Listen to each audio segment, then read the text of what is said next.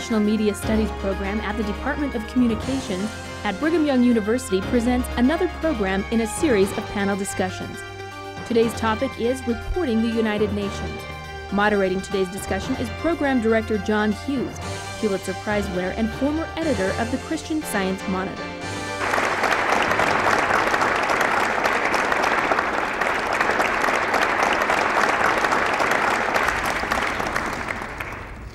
Welcome to the campus of Brigham Young University. I'm John Hughes, Director of the International Media Studies program in the Department of Communications.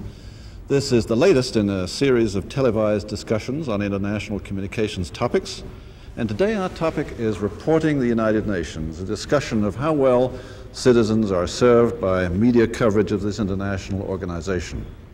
We have with us two extremely well qualified panelists. First is Barbara Crossette. She is the UN Bureau Chief of the New York Times.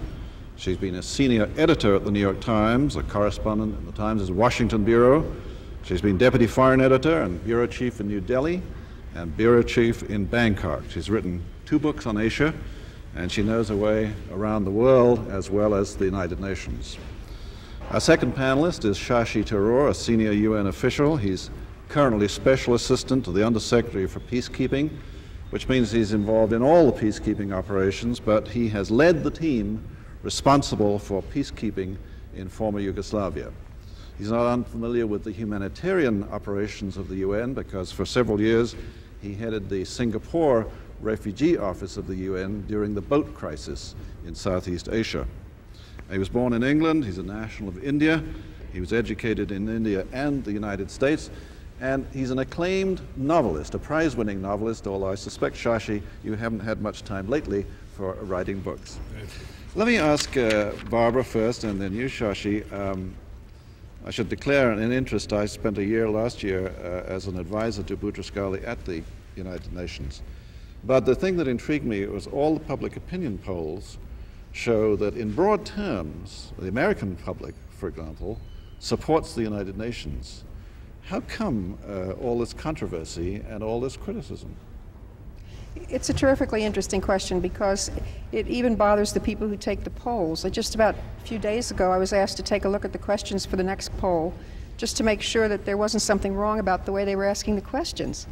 Because consistently it shows that the United States has, Americans have great support for the UN and also for specifically peacekeeping. And in fact, many people say they would be willing to contribute more rather than less. So it seems sometimes to those of us who report on the UN that a very small group of people have more or less stolen the ground and have set the agenda for talking about the UN and are extremely vocal, often through talk shows and in ways that are having a huge effect on a lot of people we may not be meeting. But that this group has somehow taken away the argument, and everyone else has to respond to them. But out there in the United States, there seems to be a lot of support for the United Nations. Shashi, is this ignorance on the part of the critics? Is it misunderstanding, or is it? There's elements of both ignorance and misunderstanding. First of all, I think it's important to say that it's primarily in the US that we have this problem. The world at large, the UN is still by and large thought of in positive terms, though we've taken a bit of a beating in the world media generally, in Europe, in Islamic countries, and in the US over Bosnia. That's a fair point, and we'll have to confront that, and I'm sure we'll do that later in this discussion. But is there ignorance? Yes. Is there misinformation? Yes. Very frequently, the UN as an abstract entity is blamed for things that governments, including your own government, have taken decisions about. And what happens very frequently is that the UN becomes a convenient scapegoat for the collective failure of the member states of the organization. The governments, without his resources, without his troops, the UN couldn't do anything anyway. There is some reasoned criticism of the United Nations, needs reform, needs to spend less, so on and so on. But there's also a bizarre group that criticizes the UN black helicopter. Tell us a bit about tell us about what you're doing with all these troops and tanks that you have maneuvering in Michigan and seeking to take over the government of the United States. Explain yourself. The US ambassador, in fact, last week made an amusing speech in which he talked about the people who feared that black helicopters were about to descend on their homes and take away their garden furniture. I mean, it really seems bizarre that movements of mysterious black helicopters and apparently trainloads of white-painted UN vehicles are snaking through the Midwest to take over this country. I mean, this is frankly just paranoia. To begin with, the UN doesn't do anything within member states without the consent and invitation of that member state. Secondly, we don't have any black helicopters anywhere, neither here nor anywhere else in the world. Third, if at all any white-painted vehicles are moving for the UN, they'd probably be US Army vehicles moving when US soldiers were coming out for peacekeeping duty. But since there aren't that many US soldiers on peacekeeping duty, I'm not even sure that there was any kernel of truth to that particular rumor. The problem seems to be that there are some people who have decided that the UN stands for the New World Order, and the New World Order is a code word for some sort of taking away of sovereignty from the United States and giving it to unelected bureaucrats sitting in New York. Now, anyone who knows the way in which the UN works knows that that's nonsense. The UN can't do anything without its member states agreeing. And amongst the member states, the most important are the 5 permanent members of the Security Council. And it's no secret that the most important amongst them is the US, which is also the largest donor to the United Nations, as well as the largest beneficiary from the United Nations. When it pays its bills. When it pays its bills. But as long as all this kind of bad publicity takes place, it's going to be more and more difficult to get congressmen to honor their legal treaty obligations to vote the appropriations the administration's asking for. In fact, from the other side of this coin is interesting because many nations around the world see this as doubly ludicrous because it's not that the UN is any threat to the US, it's that the US is a direct threat to the UN, now more than ever. I want to ask Shashi to comment on this because as a UN official he probably has to be discreet about American politics, but I will ask Barbara, to what extent is this feeling encouraged, inflamed by debate in the current presidential election campaign? The debate over the UN? The UN. Yeah, I mean, you have Pat Buchanan out there right. Saying the UN is part of a conspiracy to establish a world order and take over the United States government. Yes, that isn't helping, presumably. And also direct and really quite objectionable attacks often on the Secretary General.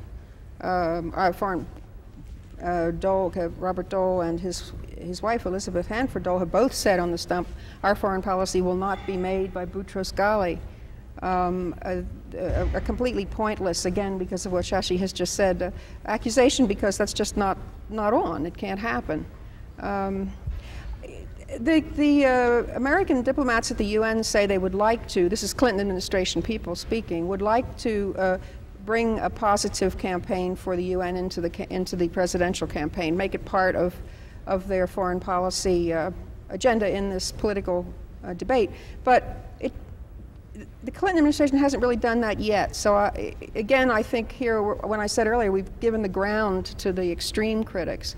I think there's even some skittishness for fear of congressional opposition, some skittishness among people who know better in the administration and in the Republican opposition of saying, hey, wait a minute, let's just look at the facts here. Let's look at the evidence before we carry on with this debate over something that has no basis in fact. Right. Well, you know, as we tape this, we're in the midst of a presidential election campaign, and one might argue that Mr. Buchanan will fade away. But how deep is this feeling among this minority group in the United States that has this antagonism? Is that going to linger, and how is it going to be dealt with? Where is the press in all this, may I ask? Why is the press permitting these myths and idiocies to circulate? I think the real problem with the press has in reporting the UN, perhaps in this country and institutionally, is that we don't much like reporting sort of processes and how things work kind of stories. When things go wrong is much better. Now, we do this a lot.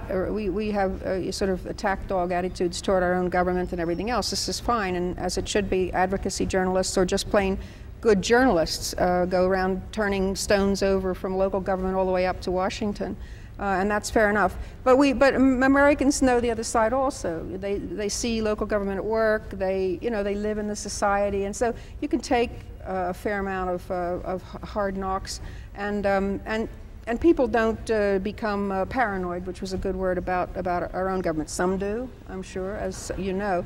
Now, the UN, really, most Americans don't know that much about. As I understand it, children aren't taught much in school anymore, except for the model UN programs at a higher age level. there isn't much knowledge. So when you hear even a grain of truth or even a wild rumor about the UN and some of its shortcomings, this is all you know, and it becomes general knowledge. And I'm sorry to say it becomes general knowledge right up into intellectual circles in New York and Washington and elsewhere. There are assumptions about the UN that are staggering to anyone who's been there for just even a few months. And it's very difficult to counter that. Well, we had one from Senator Dole just recently, did we not, where Secretary General Boutros-Ghali made a sort of off-the-cuff remark in London about various alternative ideas that have been floated to assist the United Nations with its financial problems, and talked about a tax on international airline passengers, which was, as I read it, was a passing reference. And Senator Dole introduced legislation to bar taxation. Yeah. In fact, in that case, that was quite a serious thing, because what the Secretary General said, if anyone had bothered to or had wanted to get the transcript, which was quite readily available, which we did, in the next sentence or two sentences down, he also said, but of course these things are the province of member nations. We can't do anything until they tell us what we can do. Secondarily, everyone who knows anything about the UN knows that this taxation proposal came, in fact, from an American economist, a Nobel Prize-winning economist named James Tobin, the Tobin tax, it's called everywhere else. And that these ideas have been around for a very long time. Discussed and and John, the reason this idea is even worth considering is precisely because governments are failing to do what they should do by treaty, by law, and that is pay their dues. If they paid their dues, no one would be running around trying to find alternative ways of financing an organization that basically belongs to member states. But if I can seize on something Barbara said earlier about the media coverage of these issues, and I agree with everything she said, and I just wanted to stress this point about the media's instinctive approach to news. I mean, we're all familiar with the sometimes no news is good news, but the problem with the UN is that good news is no news to the media. Whenever anything good comes out of the UN, you don't find it in your headlines. When bad does, you do. If there's a story with a number of complex dimensions, it'll be the political aspects that'll get the headlines. If there's a development story, it doesn't get reported. Now, this is something that we can't lay at the door of the reporters. I mean, people like Barbara have done a very, very good job in actually bringing some of these institutional issues out. But I wonder to what extent their editors are indeed doing the American public a favor by keeping out some of these stories. When I talk to American audiences, I always find it interesting that they don't realize, in the midst of the undoubted difficulties and tragedies of Bosnia and Somalia, that the UN has actually pulled off successful peacekeeping operations at the same time. In Cambodia, in Mozambique, where a brutal civil war was brought to an end. In, of course, the Haiti operation to some degree gets some attention because of the American involvement there, but El Salvador, where we've transformed the politics and society of this nation after a long and bloody civil war. Where are these success stories out in the media? They're simply not there. And as I say, there is competent reporting being done, both at headquarters in New York and in the field, but how much of it is getting into the popular consciousness, I have my doubts. The other problem, if I could just add to that, is that often when the United Nations is attacked, sometimes with political motivation in this country and elsewhere, as in the case of Bosnia, there are many things said about what the UN did or didn't do there that really should have been laid at the door of the French, the British, and perhaps the United States in many cases. Decisions that were made in the Security Council, the UN simply had to follow the rules or had to follow the orders. The UN is very bad at knowing how to deal with this kind of thing. There is sort of no one. Shashi will perhaps be on television from time to time, but rarely does the UN sort of fight back. It can't fight back, and the argument is, well, if you had a strong Secretary General who came out swinging and said, now wait a minute on Somalia, those were all American decisions that caused the deaths of those American Rangers. We had nothing to do with this.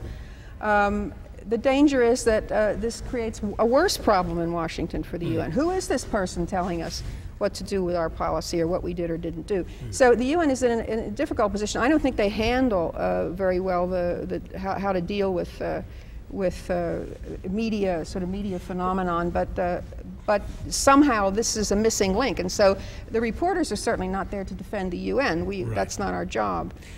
On the other hand, Barbara, that's part of the nature of the beast. I mean, John, the very example that Barbara gave of Somalia, if you remember what the Secretary General said that day when those American Rangers were killed, by the way, on the basis of decisions that the UN chain of command knew nothing about. It was the US that decided that. But when the Secretary General was asked, what he said, and it made it to the New York Times quote of the day, was that I exist to serve member states, and if I can serve a member state best by being a scapegoat, I'm willing to be a scapegoat.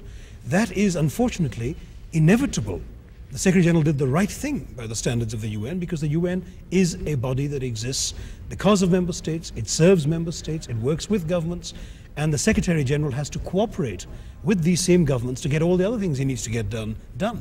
So if he stands up on a soapbox and starts saying the UN didn't do anything wrong, folks, blame Washington or blame London or blame Paris, he's in trouble. How is he going to work with London and Washington and Paris the next week on the next crisis that comes along? That's the real problem. Do you think the reporting of Somalia, of the Somalia peacekeeping operation, was fair? I think that there's been good reporting in all the crises. I'm not one of those who says that we were blameless or we should not take criticism.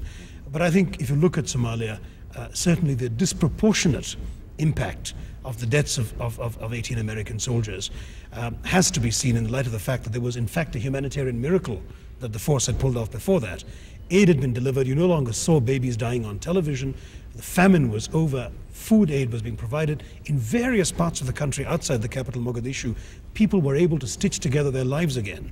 And peacekeeping contingents within the UN were doing all sorts of things beyond just patrolling and keeping the peace, or for that matter, hunting down warlords. They were doing everything from repairing roads and bridges, improving water supplies, setting up hospitals, looking after sick children, all sorts of things.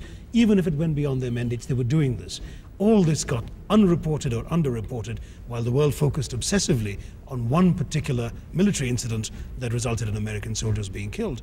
The result of that was that political support for the operation melted away. The US pulled out, all the other Western Europeans US foreign followed. policy changed immediately as a result of the television pictures. Exactly, and the result was that the operation eventually ended without having been able to finish the job it came to do. Well, Shashi, you're being splendidly diplomatic. You didn't respond to my question about whether the press has been fair, but I think what you're saying is the press lacked perspective.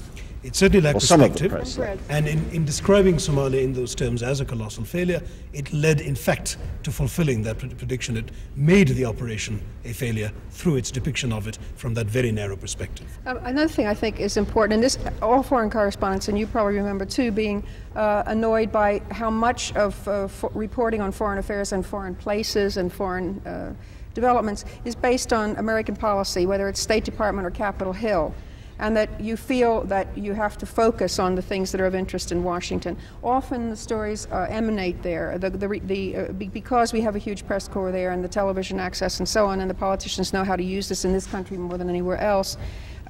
They set the sort of discussion, the level of discussion and the topics of discussion, and make the accusations or the explanations or whatever. In fact, all around the world people complain about this because our press, our media are so advanced, so quick, and so comprehensive in their range of where they're heard. So right away people will say CNN, let's say, that's the wrong thing to say here, but you know what I mean, or the New York Times, or some other institution which is reporting Washington more fully than reporting what's in the field. And so the UN is hurt even more by this because, again, there is no government. There's not, if we reported sort of broadly about the French or something, you'd hear it from Paris. But so much is dictated from what Washington is thinking. In the case of Somalia, it took our own newspaper a little bit of time to reconstruct everything that had happened, push away what all the officials were saying at the time and all the members of Congress, and look at what exactly happened. And we had a story that I remember was the lead story in the New York Times saying this whole thing was an American debacle.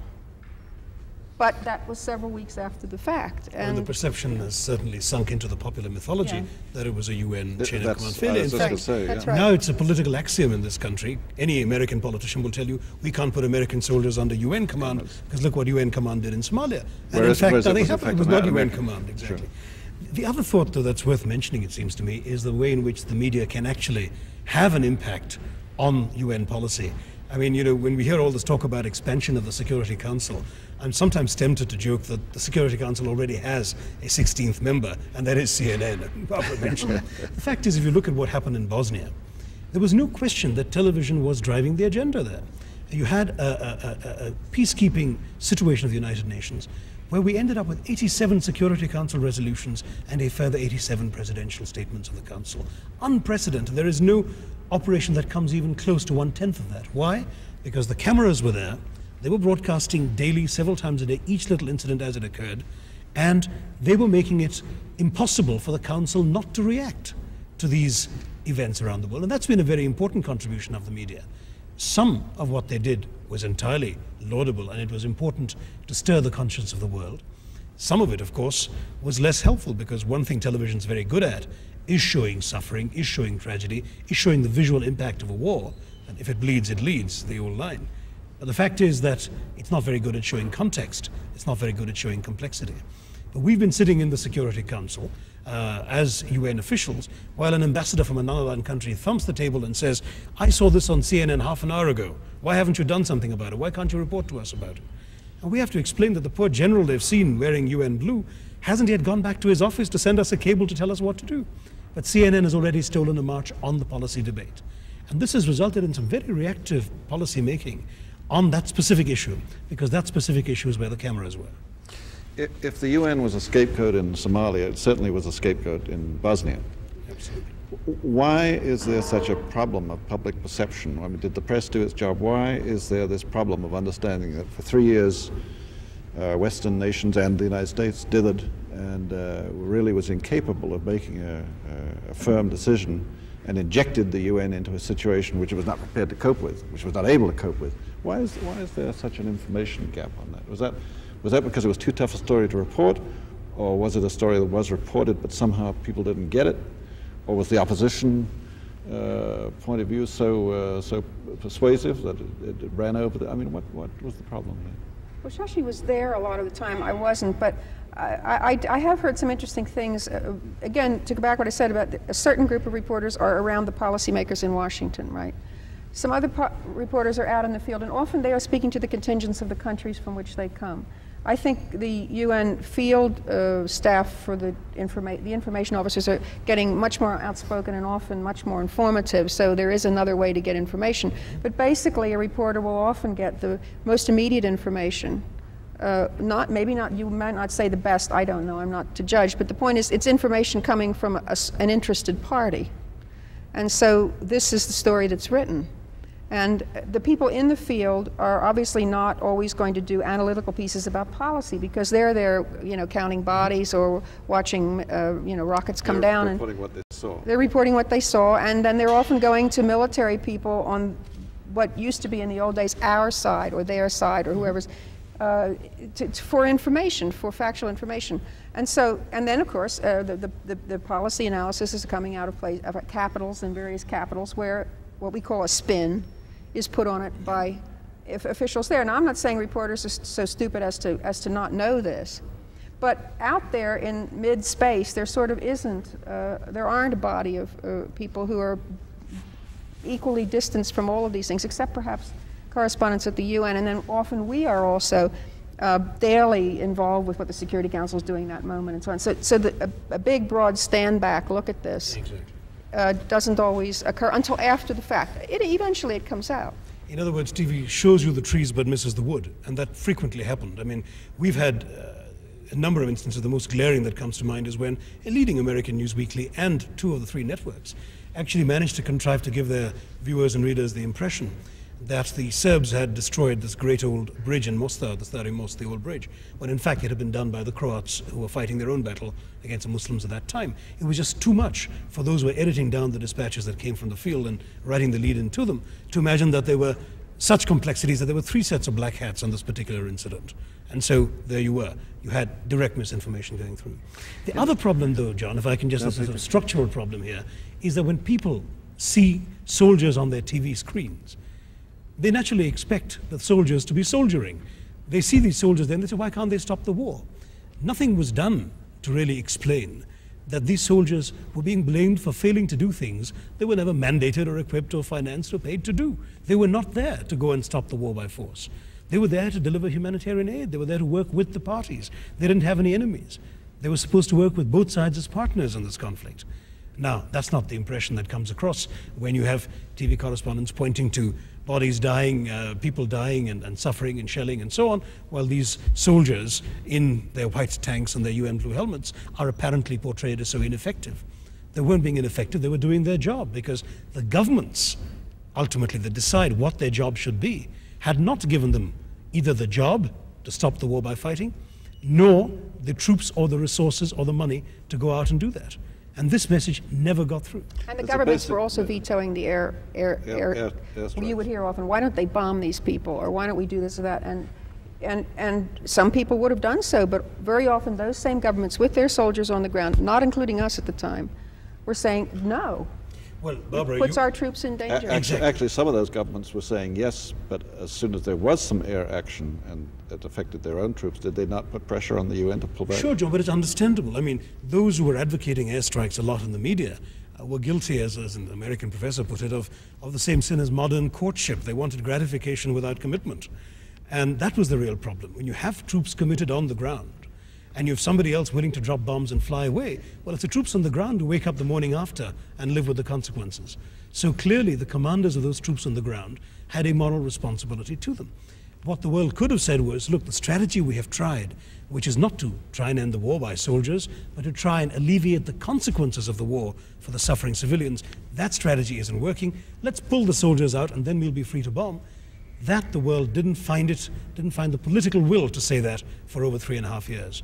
It was only late last year when the UN lost the two enclaves, Srebrenica and Žepa, and couldn't find a government willing to give us troops for a third enclave, Goraž there, that we suddenly no longer needed Serb cooperation so much to keep alive, and that reduced our vulnerability to Serb retaliation, and then the airstrikes became possible. What are the ideal conditions under which UN peacekeepers can work? Well, ideally, peacekeepers require the cooperation of the parties. That's the whole idea. You're not going there to outgun the enemy. There is no enemy.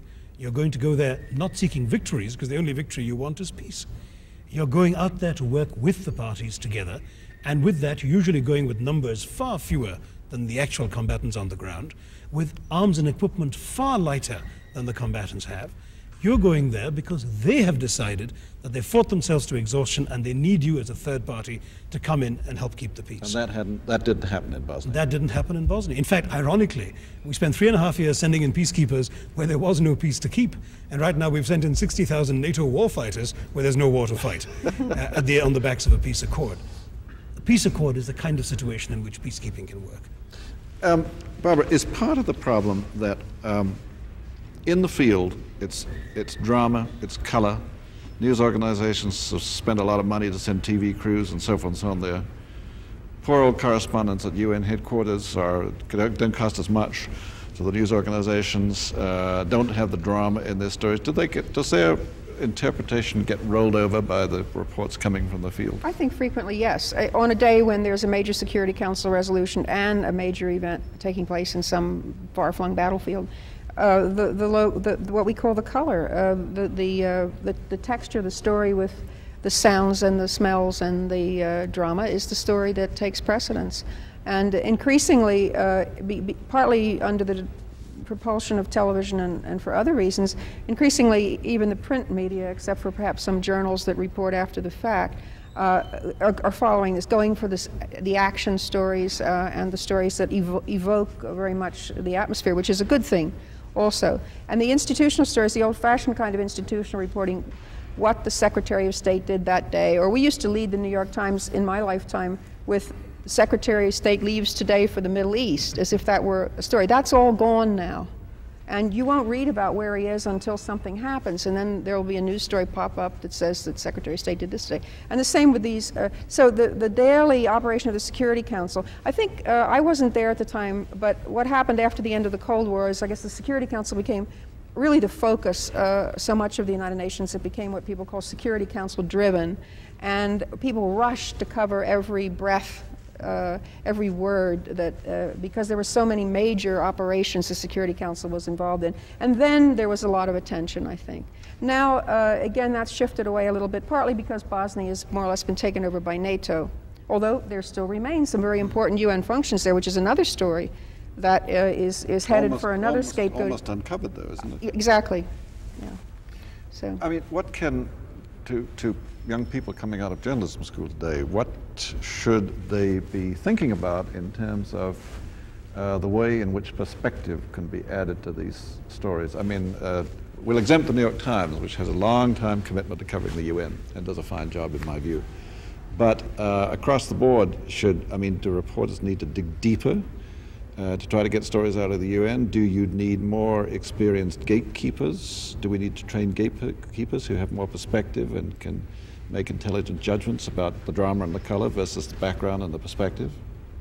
I think it also helps. Yeah, I think there, perhaps I don't know how to reach editors, and many of my colleagues there, as I said, I'm very lucky, and the New York Times has been very good about following the UN in as much as it can in all its facets. Others don't. Two things I think it would be useful for UN correspondents to be both in the field and at home base. It's in an age of constraints of resources. This is something newspapers, particularly smaller ones, can't do.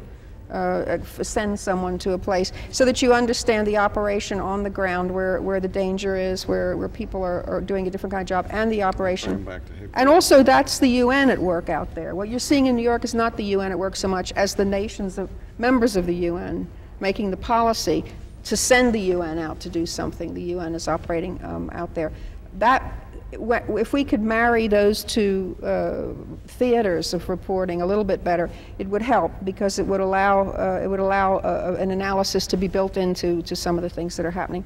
And then I guess it is a question of educating editors to see that to look at the UN holistically in many ways, much more than just the headquarters in New York, which. At the moment, the fashionable thing is to report as much as we can on scandal, because there's a call for reform. And everybody knows there are plenty of things wrong in the UN. We could sit here for an hour and talk about that. But when that overwhelms the other story, that's a shame. And some more balance is needed there also. I think just to underline that point, I did have one, we'll be discreet, should be nameless, one correspondent of a very major newspaper, not the New York Times, who said to me, I did such and such a story, and I flagged head office that it was important, and it was on page 13 or 14 or 15.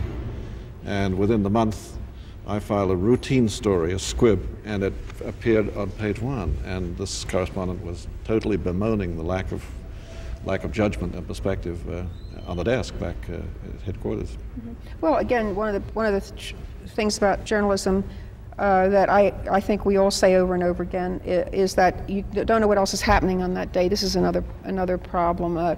You know, those who follow one story follow that story, and they see it go in and out off the front page or whatever. Whereas at the New York Times, you know, on a day that there's a terrorist incident in the Middle East, everything else falls by the wayside. Or Princess Di. Yeah, something that anyone who sells newspapers will say, oh, a whole lot more people are going to read this story than are going to read this other story that says, what about the UN? So it ebbs and flows with the news, and sometimes you get a sort of window when it's possible to do things that get a little more attention. So some of it is just the daily newspaper, the life of a daily newspaper, and it has really nothing to do with that kind. The judgments are, I guess what I'm saying is, are always relative.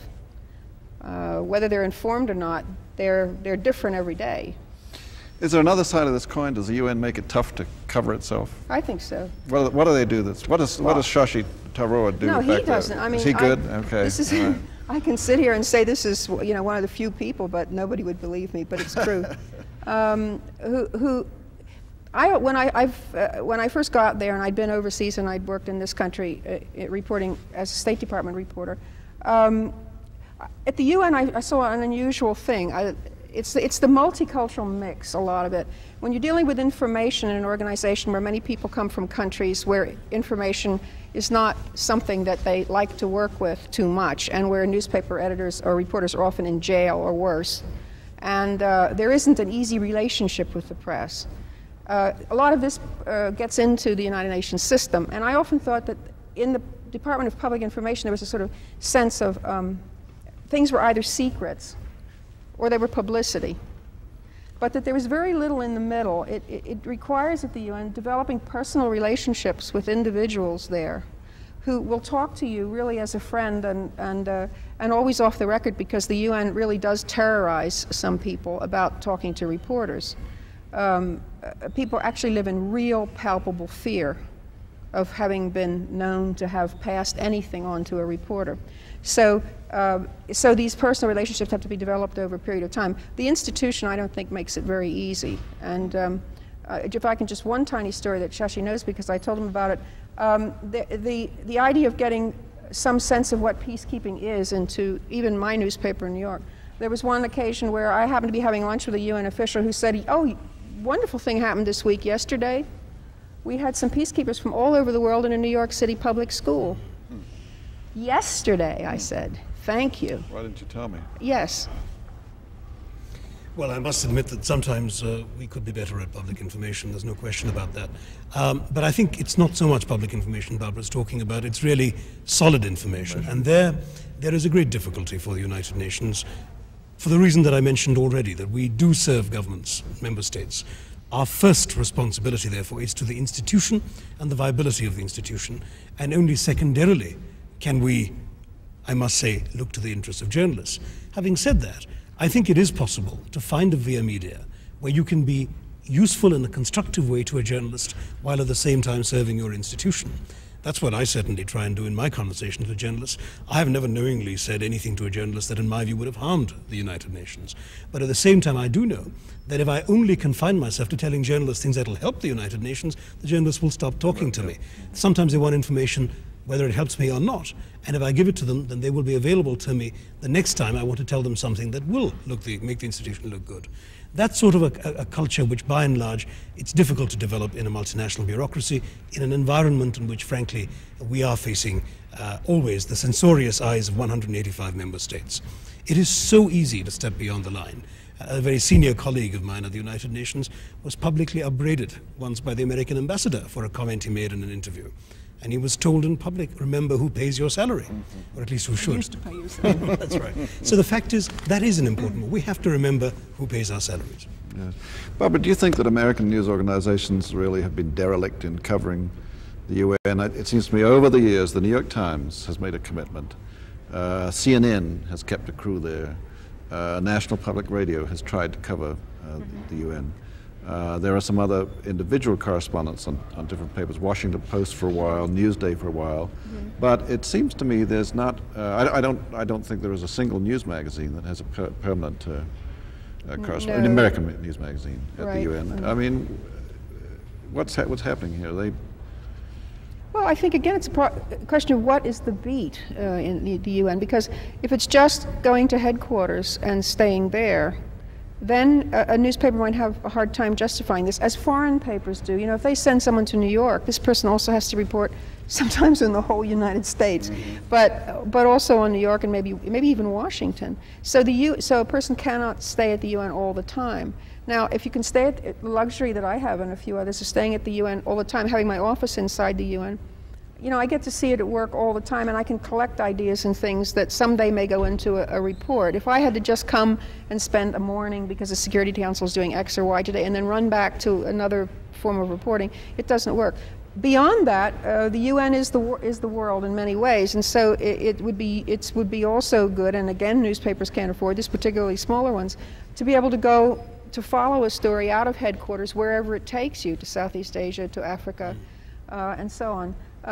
These are sometimes the most productive things that a reporter there can do, because it puts the reality into all this theory and policy that's discussed around the UN. And also, I think in the field, you see the UN in many ways at its absolute best. As I was saying earlier, you know, sort of the places where people get dirty and are in danger all the time, and working very hard, often with none of the perks that people seem to think they get. In far-off places that most people would never dare to go, because that's where the trouble is. And so, to have that kind of a relationship to the headquarters, you then have a fuller picture of the UN, and that's for a reporter interested in international policy and how the UN works. I would have thought it requires a little of each. I would even recommend people go out in the field first and then come to headquarters. Well, the UN is no longer just what Adlai Stevenson called the protocol, alcohol, and geritol, which is what he said the media had to focus on in the UN. What about the non-American media? It's my sense that the Japanese and the Germans cover the UN fairly well, but of course they have a vested interest. They want seats on the Security Council. BBC's hung in there. Xinhua. The Chinese cover it very carefully because, you know, just lest the word Taiwan gets into anything. Down to the point that in the Correspondents Association, you know, these political battles are fought right down to who can have a pass to cover the UN. I mean, this is an interesting point because it shows how important the UN is to an awful lot of countries. I mean, there's Chinese want to keep journalists from Taiwan right, out. Right, and in fact, anything out that has to do with Tibet or Taiwan, even a cultural evening or a film program or anything like that, it really is the capital of world diplomacy in ways that people don't understand. For many of the nations of the UN, there is simply no way they can have embassies in 185 countries. They just can't. They'd have to use up all their population, some of the small nations, just to have ambassadors. Not to mention all their money. Not to mention all their money. So the UN is where everything gets done. And even Sir David Haney, the recent British ambassador, makes this persuasive case for even what he calls the middle powers, the British, the French, others. The UN is immensely important. So what happens there is extremely important. So you'll get reporters from these nations, certainly following their own interests, their own nation's interests, and the national news agencies of countries that don't have a free press. Very active there, but that's a different kind of reporting. And but it is a very important place for many foreign countries. Whether they can all afford to keep journalists there full time is another problem. Shashi, you've been preoccupied with peacekeeping in recent years, but you've also been deeply involved in the humanitarian aspects of UN work. And as people keep on trying to get across, the bulk of the UN's activity involves feeding children and housing refugees and bringing water to villages that have no water. Peacekeeping is actually a small part of the. How do you get? You were in Southeast Asia during this time of terrible tragedy, the boat people coming out of Vietnam. But when that story is not running, how do you get the press interested in these certainly significant but perhaps duller sounding to foreign editors at any rate, stories about the UN's humanitarian role? It's a very, very difficult issue. Humanitarian work, development work, as you said, education work. We do everything from training teachers to keeping the temples of the Nile above water. We've brought up this entire business. Every time anyone takes an international flight, they're benefiting from the UN, because it was a UN agency that ensured that air traffic controllers and pilots around the world all speak English. I mean, there are 100 ways daily in which the UN system touches the lives of ordinary people. And the story, by and large, doesn't come out. It's taken for granted. The media tends to focus on one or two narrow things. It's a very difficult thing for us to deal with, given the fact that we all know what a good difference the UN does make. You mentioned my own personal experience. Working for the boat people out of Vietnam in Southeast Asia, I initially wondered, why do we need the UN to do humanitarian work? After all, there are church groups and missionary groups and private individuals and agencies around the world that are caring for people in distress. Well, the difference the UN made is all these church groups have their hearts in the right place, but because they are not governments themselves, they don't have any clout with governments. And to help people in distress, you need to be able to influence governments, who are those who can do most to help and most to hinder humanitarian assistance. What we can do as a UN body is go to governments, because governments belong to us. And we can use the clout that comes from that to help refugees, for example, disembark from ships when they're rescued in the high seas, as I had to do, help governments, work with governments to give them resettlement guarantees, and those resettlement guarantees are what persuade the host government to allow the refugees to disembark on their soil, and so on and so forth. Things that only the UN can do. And for most international problems, and the refugee problem is a very good example, because by definition it's an international problem. Refugees are people who cross boundaries. Well, for most international problems, you need international solutions. And there just isn't another body around the world that brings together the collective conscience of the world, the collective will of the 185 member states of the organization, to achieving these good objectives themselves. And there's a former Soviet ambassador who used to crack this old joke about Adam and Eve, in which Adam finds Eve turning very indifferent to him, and he says, "Eve, is there someone else?" And this is really the question you can ask about the UN. You can criticize the UN, you can be indifferent to it, you can ignore it, but is there anything else that can be what the UN is set up to be, and that can do what the UN is doing and has done successfully and unsung for 50 years around the world? Do you think the editorial writers and the column, do you think reporters understand this better than the editorial writers and the columnists? I think so. I'm not flattering Barbara when I say that it's very clear in our conversation that she does, and that many of her peers in the UN do. I mean, there are certainly excellent correspondents working both at the UN headquarters in New York and at our other headquarters in Geneva, as well as in the field. I mean, I've dealt with excellent correspondents around the place. When the story gets back to the newsrooms, though, other news values appear to intervene. And frequently journalists have complained about their stories being rewritten so that something that was clear and accurate when they sent it turned out to be unclear or inaccurate when it came out in the press. And you've had that experience, Barbara. And certainly, very often, editors don't find newsworthy what we think is amongst the most wonderful achievements of the United Nations, whether it's in peace, whether it's for the benefit of humanity generally, whether it's development, whether it's famine relief, whether it's refugee relief. And that is one of the great ironies, it seems to me, of the media coverage of the UN. You know, the other thing, can I just add to this, to add to that list of things, the UN is beginning to do some very good, I don't want to say statistical and put people to sleep, but you know, a compendium of information, again, that only an international organization can do. And sometimes it's useful even to grassroots groups someplace out in the world to plug into this, and now they can literally plug into it. But also collecting information on world trends and things that we should worry about or maybe not worry about, things that are getting better or maybe worse, but the things that affect everybody in the world, more or less. And so that it's a clearinghouse increasingly for this kind of information. And in the coming century, and in certainly the coming years even, an organization that can focus on things that are going to be huge problems. The illegal trafficking in people, for example, the UN is in narcotics, in all sorts of areas that no country or even a group of countries calling on help from other countries or even Interpol can really deal with in quite the same way. So there are areas of in that area, and those areas I really do think there is scope for news. Some of the reports, I know we don't like to necessarily report reports, but some of them form the basis for extraordinary portraits of where the world is going. I have a son who went back to Columbia actually to get his MBA, and he called me one night and said, I'm doing a major study on planning for automobile sales around the world, and where can I find material? I've hunted everywhere. And we thought of various institutions, and I said, you know, this is a wild idea, but why don't you call the UN? And about a week later, he called me and said, you have no idea what a wealth of information that institution has locked up on automobile ownership around the world and the marketplace and so on and so on. I have this naive belief that significant, serious stories don't have to be dull in the telling if reporters really work at it. And I have a friend who covered Africa for a very major American newspaper, and he said, look, I got a couple of problems. I got two hurdles I got to get by. I've got to get by my foreign editor, and then I got to get my readership. I have to write material that is readable.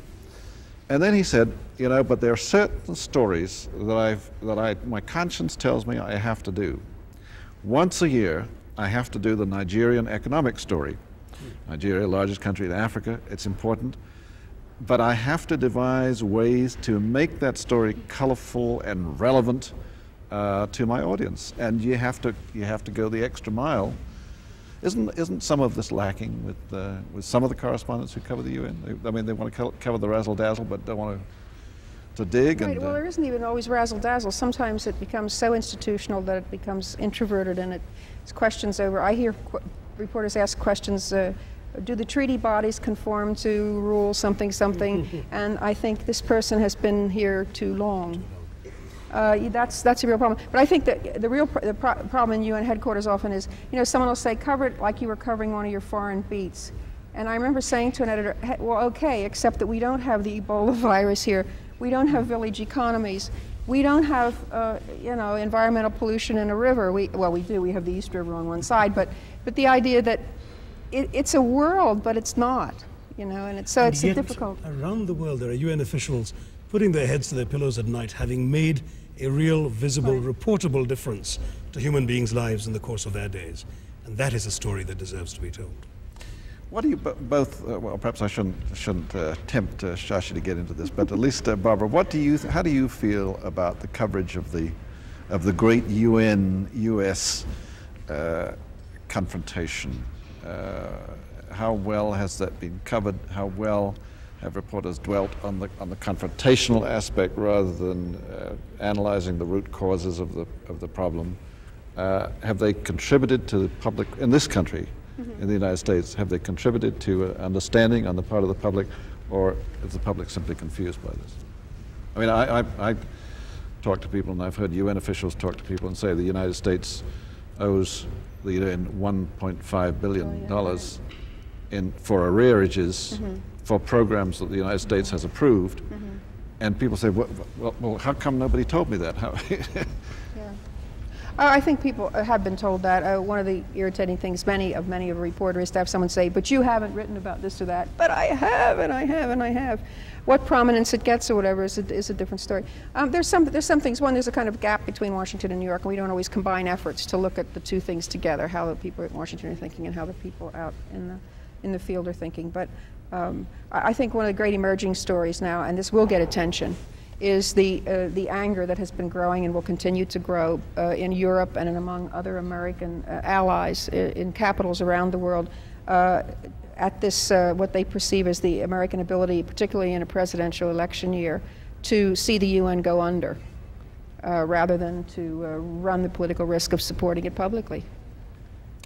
Do you think, Shashi, that countries outside the United States, other than the United States, have the same degree of criticism? No, not at all the same degree of criticism. In the fact, government of India fear that the United Nations is about to take it over? I think the government of India is just as sensitive to its sovereignty as the government of the United States is, but is equally, shall we say, conscious of the unlikelihood of the United Nations being able to do anything to infringe on its sovereignty. The important point, I think, really is that very clearly there is a great deal of ripple effect coming out of the US media around the world. The US media is the dominant media around the world.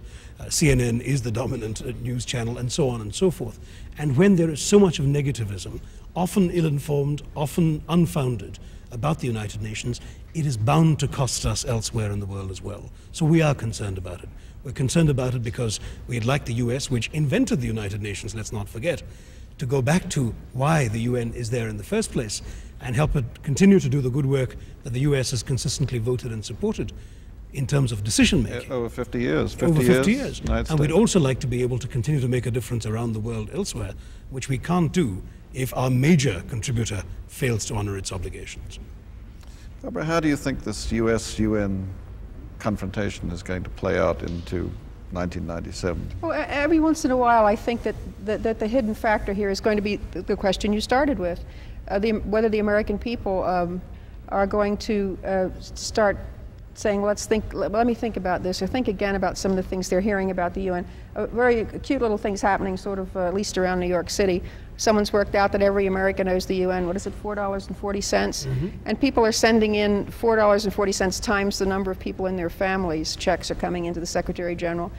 Look, we feel awful about what the United States is doing. Here's the money for my family. And a couple in New York who have no children sent 3 checks, and because they said their dog Jack, or whatever his name is, feels much more secure in a world where the UN exists. So it's a sort of clever way that was really begun by a group we haven't talked about, UNA USA, an organization in this country with branches all over the United States that's just explain that a little bit. The United Nations Association of the United States is not just a support group, it's a group that really wants to bring internationalism to communities around the country. So it was their idea, but nonetheless it's taking off. And there are things, I think, simmering out there. I don't know where people who want to talk about the UN would get an outlet to do it. That's something I don't know. And so that could possibly be a block. But that from that quarter may come some of the first good news the UN has had if people actually begin to react to some of the more negative things they're hearing.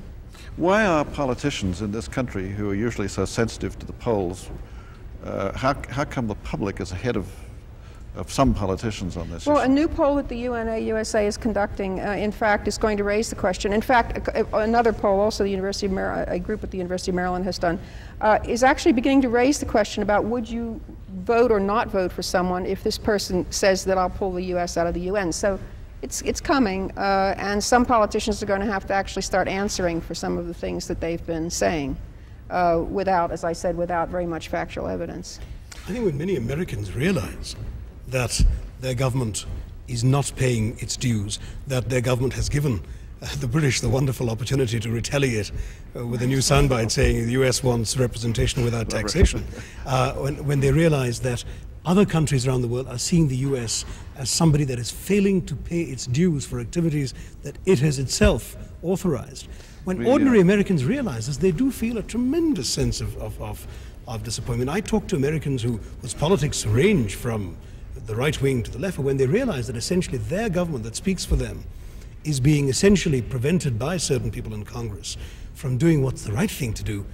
They don't like it. They don't like to feel that. And I think if that word could get out, it might actually change the current of opinion in this country. Well, I'm sad to say we've come to the end of our time, but on behalf of our audience here at Brigham Young University and on behalf of the audience that will be watching this on television, we want to thank you, Barbara Crossette, Shashi Tharoor, for making a very fast trip from New York to Provo, Utah, and back all in one day to help educate us and enlighten us on this fascinating topic, which we certainly will be pursuing in months ahead. Thank you so much for being with us. Thank you.